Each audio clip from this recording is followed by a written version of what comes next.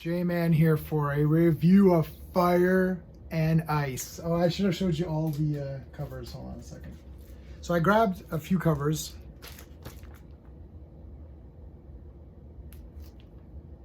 That's the Frazetta poster for the movie. So this is an animated movie from 1983.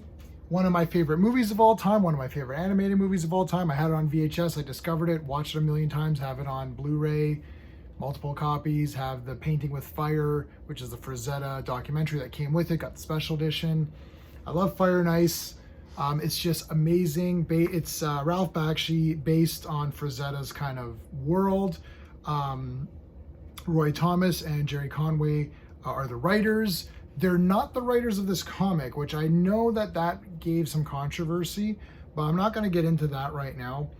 I'm just gonna talk general stuff. I can't get into the behind the scenes of things. I know some people might want to like choose a side or whatever. I'm not doing that. This is a review of this comic that I hold in my hand. I don't know how it got into my hand, but it's here and that's how I'm going to look at it. I'm going to review it using my space system: story, pacing, artistry, characters, enjoyment. Each category is going to get a score between 0 and 2. 2 is the best you can get. If you're watching this video on YouTube, that means that you could have seen it a bit earlier, because I do give early access to my Patreons, and my patrons can find me, or you can find me at jman77. So patreon.com/jman77. Help support the channel, get early access to my movie reviews and comic book reviews for new material, not old stuff. Okay. I'm giving this story a 2 out of 2. I loved it. Right off the bat, you get this little analogy or parable is what the guy says. And this is Larn's tribesmen. They're going out for a hunt, and they're sort of their chieftain of the hunt is saying, well, you know, like, we're living between a tiger and a dragon, and we're a mouse, and at some point they're gonna fight and we're screwed. So of course he's referring to the ice and the fire, and Necron's forces versus like Firekeep. So eventually they're gonna have a battle, and we know that's gonna happen. So anyway, the story is Larn gets captured here. His tribe is killed off. I don't want to tell you too much actually, because yeah, it's a bit, I don't want to spoil it too much. Things happen. All the characters you want to get to that are from the movie. He gets captured. As a sacrifice, he has to get out. It's very simple story. Now, if I'm giving the story a perfect score, that doesn't mean that the storyline of this is better than Watchmen, which is very complicated and a lot of ins and outs, a lot of depth. You're picking up Fire and Ice based on the cartoon. So you know it's an animated film. You know what the film is. If you're just grabbing this and you don't know what it is, then you should definitely watch the movie.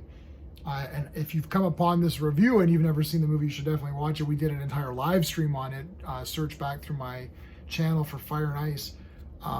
It's definitely worth it. But if you're just picking this up and you've never heard of Fire and Ice, then it's a good introduction, because it's going to show you all the characters, and it's going to start off very simply. So the story is 2 out of 2 because there's an expectation from Fire and Ice, and that's what you get. The expectation is not going to be that this is going to be some Shakespearean play. This is going to be a fun sword and sorcery. It's different than a fantasy. Sword and sorcery, and that's what you get. So that's why I'm giving it a perfect score. I'm giving the pacing a perfect score of 2 out of 2. There's a lot of movement and action.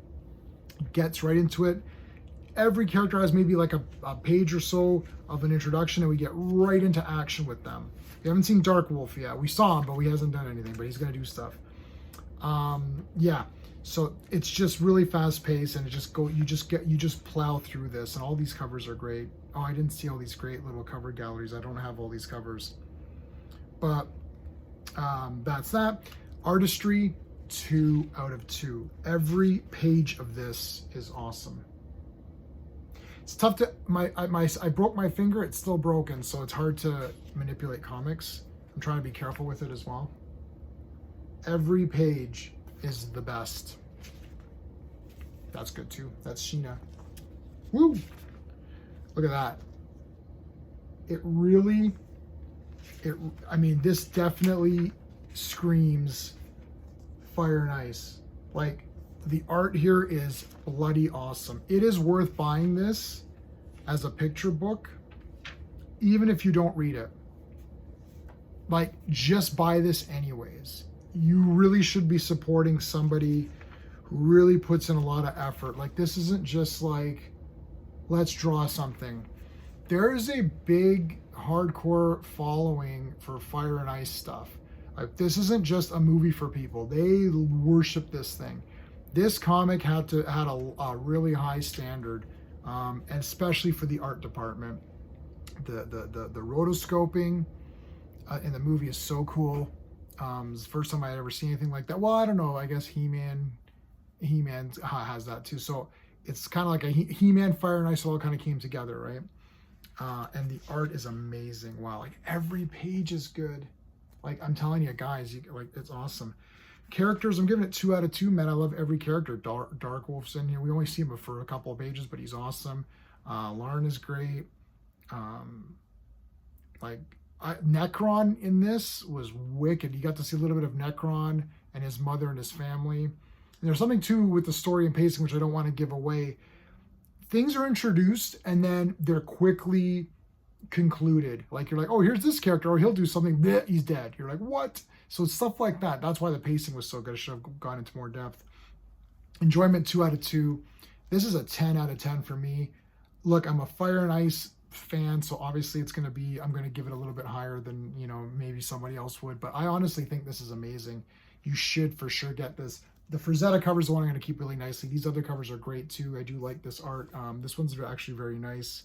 If you can't get the Frazetta one, maybe this one would be a nice one. Even the other one that's kind of got the more sketchy look looks good too. But I absolutely love this comic. Let me know what your thoughts are in the comments. Until next time.